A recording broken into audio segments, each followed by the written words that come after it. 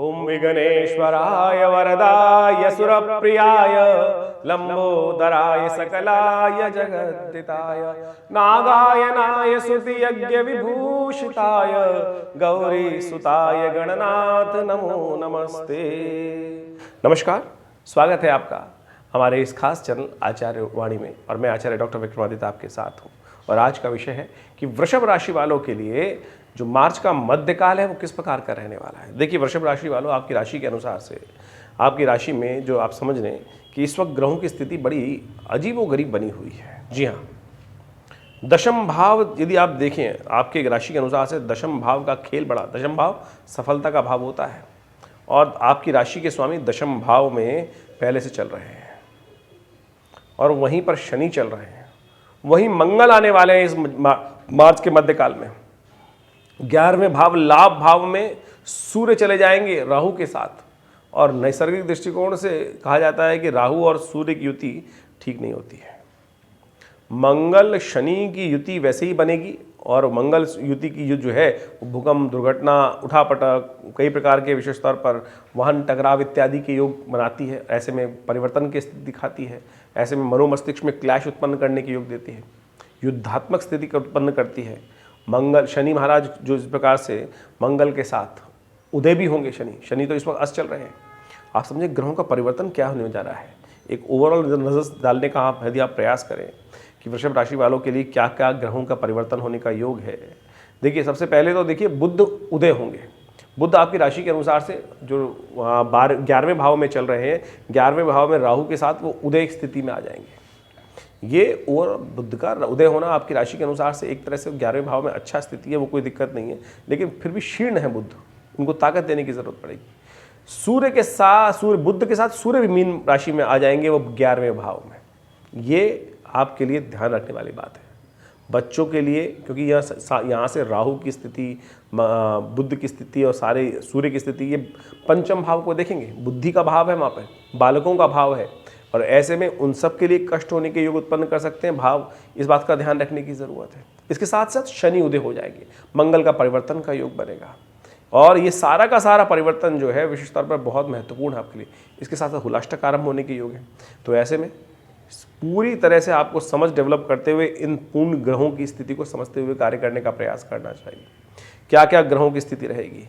कहा गया है शास्त्र के दृष्टिकोण से क्रूर पाप ग्रहों के मध्य में, क्रूर पाप ग्रह जो है, कई प्रकार के ग्रह जो हैं शनि इत्यादि के मध्य में जब राहु युति का संग हो जाए, राहु की साथ युति हो जाए और उनके साथ का संग साथ प्राप्त हो जाए, अनहोनी होने के योग बने, शास्त्र के अनुसार से कहा गया है। और कोई आश्चर्य नहीं है कि युद्ध की स्थिति बन जाए। तो ऐसे में भारत में एक तरह से युद्ध चल ही रहा है। इंटरनल विशेष तौर पर आप मान के चले, इलेक्शन होने जा रहे हैं भारत के अंदर और ऐसे में उठापटक की स्थिति, रोज आरोप प्रत्यारोप चल ही रहा है। हमारे मनोमस्तिष्क में उसका प्रभाव क्या पड़ने वाला है वो हमको समझ लेना चाहिए बहुत बढ़िया तरीके से।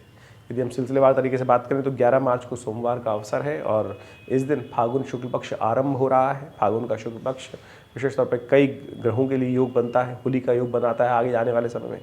तो ऐसे में मीन राशि में उस दिन चंद्रमा चलेंगे। 11वें भाव के चंद्रमा आपकी राशि के अनुसार से यदि बात करें तो ये अच्छे हैं और विशेष तौर पर आपकी राशि के अनुसार से ये राहु के साथ युति होकर ये आपके लिए लाभ की स्थिति प्रशस्त करते दिखाई देते हैं। लेकिन ध्यान आपको ये रखना है कि आपको फक्कड़ किस्म के लोगों से बचते हुए कार्य करना है। जितने बड़े लोग गुरुजन की सेवा करेंगे उतना अच्छा आपको प्राप्त होगा लाभ। तो ऐसे में इन सब चीज़ों को समझते हुए कार्य करना आपके लिए अच्छा रहेगा ग्रहगण दृष्टिकोण से। तो आप इन सब चीज़ों को समझते हुए कार्य करें तो बहुत अच्छा आपके लिए लाभ प्राप्ति के योग बन सकते हैं। एक बात का ध्यान रखिएगा, इस राशि के अनुसार से इस वक्त जो ग्रहों का योग है वो विशेष तौर पर इस दिन चंद्र दर्शन का योग बन रहा है। चंद्रमा वैसे ही परिवर्तन की तरफ जाने वाले हैं बहुत जल्दी, लेकिन चंद्र दर्शन का योग बनने वाला है और शाम के समय, क्योंकि प्रतिपदा थोड़ी देर के लिए, द्वितीया उसके बाद आरंभ हो जाएगी, शाम को द्वितीया का योग बनने के कारण से थोड़ी देर के लिए चंद्र दर्शन होगा। तो ये चंद्र दर्शन आपके मनोमस्तिष्क को पॉजिटिव रखेगा। अवश्य शाम के समय कर लेना चाहिए। द्वितीया का चांद देखना कहा जाता है कि पुण्यों को उदय करने वाला होता है। उसके बाद गौ पूजन यदि कर लिया जाए, गाय के सिंहों का पूजन कर लिया जाए तो उससे कई प्रकार के कष्ट दूर होने के योग बन जाते हैं। तो ये इस दिन का खास योग है, इसको अवश्य करने का आप प्रयास कीजिएगा। 12 मार्च को ग्रह गणना देखें तो मंगलवार का अवसर, द्वितीय और तृतीया तिथि का योग बन रहा है। द्वितीय उदय तिथि रहेगी थोड़ी देर के लिए, उसके बाद तृतीया का आगमन हो जाएगा, लेकिन तृतीया क्षय हो जाएगी। अगले दिन सूर्य उदय तक तृतीया बचेगी नहीं, तो उससे पहले क्षय हो रही है, तो ये क्षय तिथि है। तो ऐसे में फुलेरा दूज का योग बना हुआ है। जो फुलेरा दूज एक तरह से अंशुत साया बोला जाता है, लेकिन साथ साथ तिथि क्षय हो गई है, तो मुहूर्त तो शुभ नहीं हुआ। अंशुत साया होते हुए भी कोई बड़ा कार्य करने से बचना चाहिए। रेवती और नक्षत्र आने वाले समय, अगले दिन अश्विनी नक्षत्र रहेगा तो गंडमूल नक्षत्र है। यदि इस नक्षत्र में कोई व्यक्ति घर में जन्म ले रहा है तो उनकी मूल शांति अवश्य कराएगा, अन्यथा जीवन में कष्ट होने के योग बनते हैं। ये हमने कई बार आपको बताया है, इस बात का ध्यान रखते हुए कार्य करना चाहिए आपको। शाम के समय चंद्रमा परिवर्तन की तरफ जा रहे हैं और ये कहीं ना कहीं नुकसान की सूचना, खर्चों को बढ़ने की सूचना आपका दे सकते हैं, लेकिन धन आने और जाने दोनों के योग बनाने की स्थिति बन सकती है। तो ऐसे में थोड़ा सा क्षय तिथि के दिन मंगलवार है विशेष तौर पर, ऐसे में आपके लिए अच्छा रहेगा कि आप कुछ पुण्य कार्य करने का प्रयास करें। फुलेरा दूज है, भगवान का विशेष तौर पर पूजन करें। भगवान कृष्ण का पूजन करना संपूर्ण रूप से बहुत सुंदर कल्याणकारी योग बनाता है। 13 तारीख को ग्रह गणना दिखा रही है, बुधवार का अवसर, चतुर्थी तिथि, भगवान गणेश की आराधना करने का चतुर्थी और बुधवार का संयोग है, ये बड़ा अच्छा है। और साथ साथ मीन में चल रहे बुध उदय हो रहे हैं।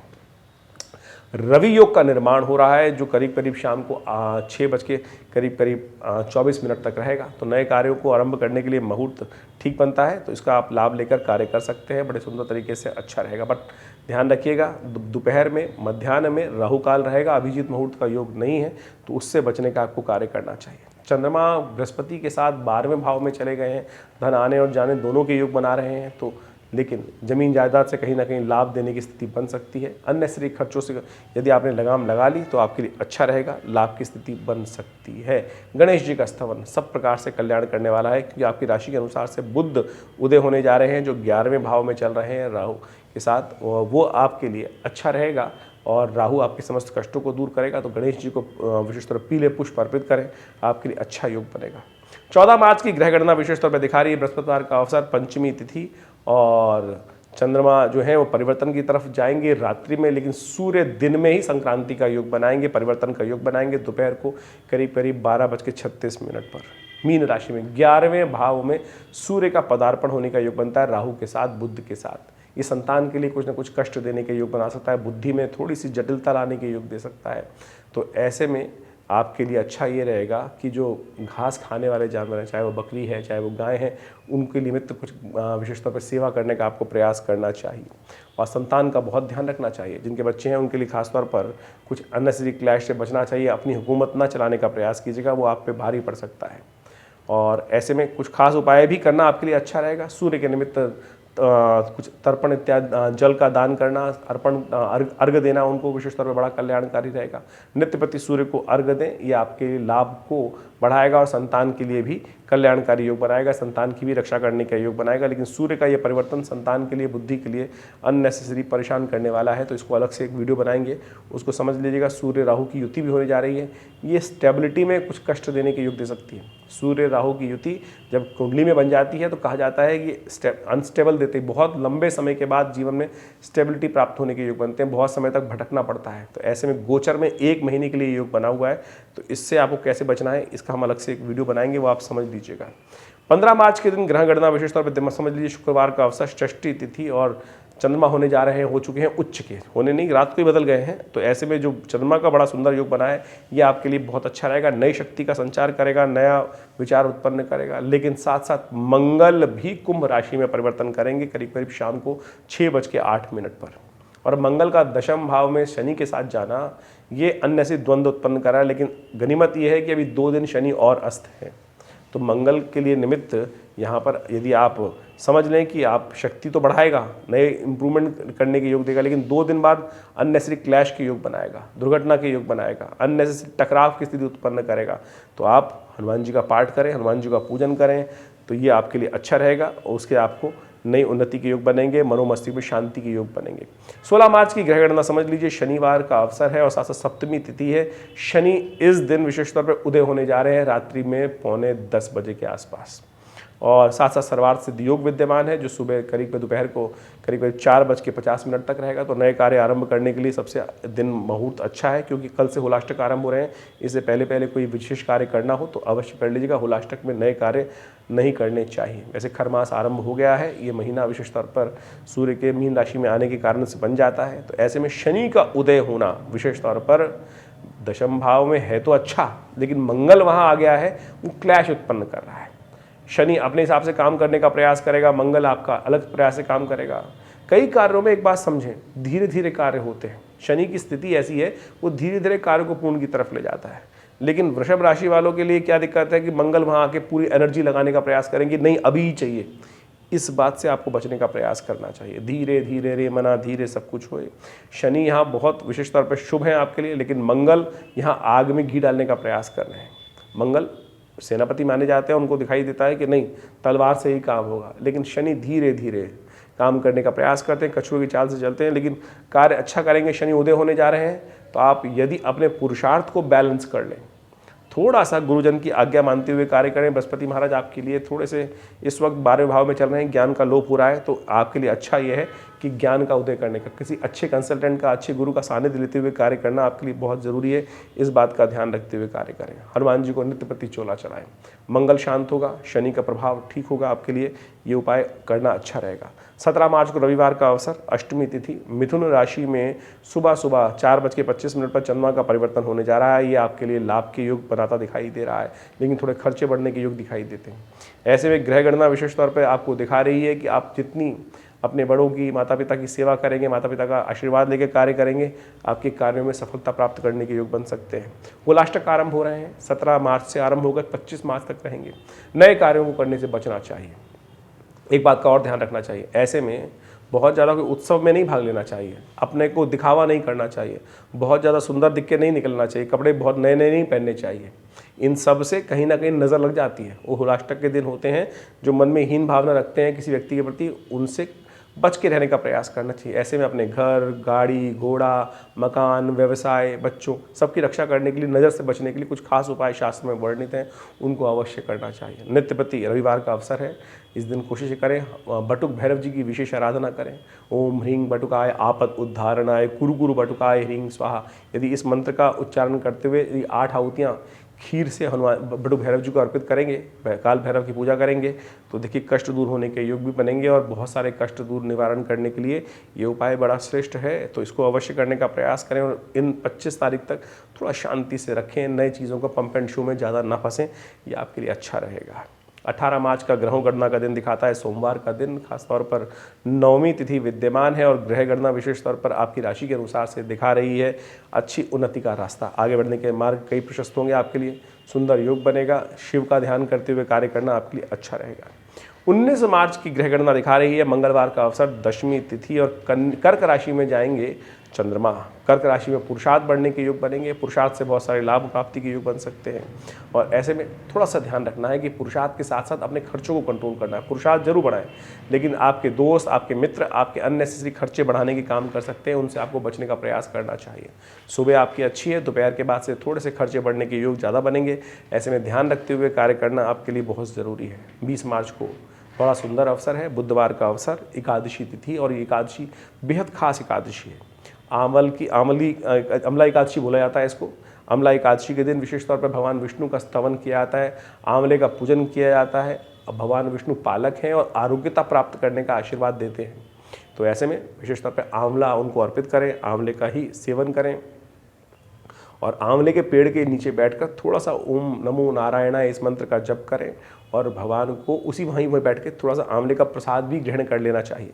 कैसी भी स्वास्थ्य की समस्या चल रही हो, उससे आरोग्यता प्राप्त करने का सुंदर योग बन जाता है। ये बहुत विचित्र टोटका है, इसको अवश्य करने का प्रयास करना चाहिए। तो ये ग्रह की गणना जो हमने आपको बताई, ये इन खास दिनों में कैसे ग्रह आपके साथ खेल खेलेंगे, कैसे आपको इनसे बचना है, ये सब आपको हमने उपाय बताने के, समझाने का प्रयास किया है। और इस प्रकार से ग्रह गोचर को समझते हुए यदि आप कार्य करेंगे तो आपके लिए अनुकूल रहेगा। ग्रहों को परिवर्तन, ग्रहों की स्थिति को परिवर्तन करने के साथ साथ आप अपने समय को भी शुभ परिवर्तन करने के योग बना सकते हैं। तो ऐसे में छोटे छोटे उपाय हमने बहुत सारे बताए आपको, और इस संबंध में कार्य करेंगे तो अच्छा रहेगा आपके लिए। और इन सब समय समय पर हम इस प्रकार के वीडियोस आपके सामने उपस्थित करते रहते हैं और अपने बहुत सारी गतिविधि जो हम आश्रम में चलाते हैं उसके बारे में भी आपको अवगत कराते रहते हैं। हमारा ये आश्रम दिल्ली में विवेकानंद योगाश्रम में है, जो लक्ष्मी नगर खुरेजी में स्थित है। एक बहुत बड़ा हॉस्पिटल हम चलाते हैं। योग, प्राकृतिक चिकित्सा, आयुर्वेद और बहुत सारी सिस्टम्स ऑफ हीलिंग जो है वहाँ किए जाते हैं। दिव्य उपासना के द्वारा, मंत्र विज्ञान के द्वारा बहुत सारी समस्याओं को ठीक करने का कार्य होता है। तो हमने देखा है कि मंत्र विज्ञान कैसे कार्य करता है। लोग मंत्र सही रूप से जपते नहीं हैं, आराधना करते नहीं हैं। यदि सही रूप से मंत्र का उपयोग किया जाए, मंत्र का सानिध्य प्राप्त किया जाए तो बहुत सुंदर तरीके से, चाहे वो किसी प्रकार की समस्याओं उसको ठीक करने का रास्ता आप जीवन में बना सकते हैं। सकल पदार्थ हैं जग माही, कर्महीन पुरुष पावत नहीं, तुलसी बाबा ने कहा है ना। तो यानी जो भारतीय संस्कृति में, जो वेद पुराण के अंदर, उपनिषदों में और भारतीय धर्म ग्रंथों में जो उपाय दिए गए हैं, ग्रह गणना बताई गई हैं, वो बिल्कुल सही रूप से कार्य करती हैं। बस उस पर शोध कर उस सही रूप से उसको अपनाने की आवश्यकता है। विवेकानंद योगाश्रम में पिछले कई वर्षों से इस बारे में शोध चलता है। हमारे पिताश्री आचार्य श्री कृष्णदेव जी के महाराज के सानिध्य में रहकर बहुत सारे हमने शोध में उनके साथ कार्य किया है। मुद्रा विज्ञान के संबंध में, आयुर्विज्ञान के संबंध में, प्राकृतिक चिकित्सा के संबंध में, योग के संबंध में, यज्ञ विज्ञान के संबंध में, मंत्र विज्ञान के संबंध में बहुत सारे कार्य कर बहुत सारी पुस्तकों की रचना की गई है। 100 पुस्तक आश्रम के द्वारा प्रकाशित की जा चुकी हैं और उन सब में बहुत सुंदर सुंदर रहस्य ज्योतिष विज्ञान के माध्यम से, न्यूमरोलॉजी के माध्यम से, बहुत सारे यंत्र विज्ञान के माध्यम से बहुत सारे रहस्य हमने इस अपने चैनल के माध्यम से आपके समक्ष रखने का प्रयास किया है। आप जुड़े इस विवेकानंद योगाश्रम पे। हमारे आश्रम पे आज भी नित्य 8 घंटे यज्ञ होता है। आचार्य श्री कृष्णदेव जी महाराज के सानिध्य में रहकर ये व्यवस्था आज से करीब 50 साल पहले, 60 साल पहले आरंभ हुई 1960 के दशक में, और तब से ये व्यवस्थाएं धीरे धीरे बढ़ रही हैं। आप सबका सानिध्य हमें मिल रहा है और आप सब लोग हमारे विभिन्न कार्यक्रमों में सम्मिलित भी होते हैं। अब हम समय समय पर कार्यक्रम करते रहते हैं, अपने आप इस चैनल के माध्यम से आपको अवगत कराते रहते हैं। एक संस्थान ने बड़ा विवेकानंद हॉस्पिटल नाम से संस्थान में हॉस्पिटल बनाया है। 100 बेड का हॉस्पिटल है। योग, प्राकृतिक चिकित्सा, आयुर्वेद, इन सब के द्वारा चिकित्साएं की जाती हैं और आप सब भी उसमें अपने साथ ले सकते हैं। सेंट्रल गवर्नमेंट के पैनल पर है ये हॉस्पिटल, CGHS के पैनल पर, दिल्ली गवर्नमेंट के पैनल पर, और भारत सरकार के बहुत सारे आयामों के साथ मिलकर योग के क्षेत्र में, चिकित्सा के क्षेत्र में हम लोग कार्य कर ही रहे हैं। अध्यात्म के क्षेत्र में कार्य कर रहे हैं। धर्म के क्षेत्र में कथाओं के माध्यम से बहुत सुंदर कार्य करें चलते हैं। यज्ञ में आश्रम में जैसा नित्य प्रति आपको बताया 8 घंटे यज्ञ होता है। रविवार को उस यज्ञ में सब लोग सम्मिलित हो सकते हैं, कोई शुल्क नहीं लगता है। भंडारे का सुंदर कार्यक्रम रहता है। समय समय पर सुंदरकांड के पाठ कथाओं के माध्यम से और यज्ञ इत्यादि, नवरात्र में, शिवरात्रि पर विभिन्न कार्यक्रम रहते हैं। आप सब लोग उसमें सम्मिलित हो सकते हैं और लाभ ले सकते हैं। ज्योतिष एक प्रत्यक्ष विज्ञान है, इसलिए हम ज्योतिष विज्ञान के माध्यम से आपकी ग्रहों की गणना के अनुसार से, राशियों के अनुसार से समय समय पर आपको अवगत कराते रहते हैं। आप यदि सही रूप से इन ज्योतिष के उपायों को, विचारों को अपने जीवन में उतारेंगे ना, तो आप समझेंगे उससे समय का लाभ आपको मिल सकता है। समय परिवर्तन की तरफ जाता है और कभी समय एक जैसा नहीं रहता है। और हमने विवेकानंद योगाश्रम में आचार्य श्री कृष्णदेव जी महाराज के सानिध्य में एक भगवती दुर्गा का बहुत सुंदर मंदिर यहाँ विराजमान हुआ और वहाँ जो मूर्ति है ना, वो 1947 में मुल्तान से आई। 400 साल पुरानी दिव्य प्रतिमा, जो उनका दर्शन कर लेते हैं भाग्य जाग जाते हैं। सानिध्य आपको देख रहे हैं, मूर्ति आपके सामने दिखाई दे रही है, जो हम इस अपने चैनल पर उनकी फोटो श्री विग्रह आपके समक्ष उपस्थित कर रहे हैं। ये दिव्य श्री विग्रह 400 साल पुराना है। 1947 में दिल्ली में आश्रम में भगवती का पदार्पण हुआ, तब से यहाँ विराजमान है और उनका दर्शन कर लेने मात्र से कहा जाता है कि अष्टमी के दिन, चतुर्दशी के दिन विशेष तौर पर जो कार्यक्रम में उनके यज्ञ करते हैं, उनकी मनोकामना सिद्धि के योग बनते हैं। समय समय पर जो कार्यक्रम है उनकी अवगत सूचना कराएंगे। आप आश्रम से जुड़ सकते हैं। धन्यवाद।